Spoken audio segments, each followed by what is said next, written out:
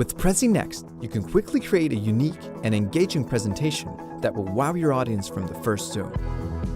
First, click New Presentation.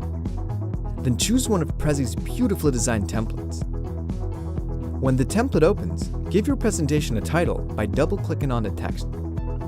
Each template has topics on a canvas ready for you to edit. Simply double-click to zoom in, and then add your content from the Insert menu. Let's start with an image.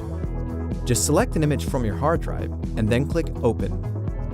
Then simply move or resize your image anywhere you'd like. To add another layer of detail for your audience, click Add Subtopic or pick a style here and you'll see it appear. If you need to, you can easily change the order of topics. Just click on the thumbnail and drag it anywhere you'd like. Or, if you don't need a topic, simply click Delete. Once your content's in place, you're ready to go. Just click Present.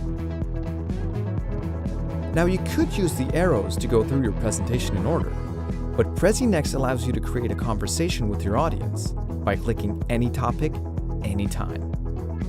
There you have it. Now you're ready to take your presentations to the next level with Prezi Next.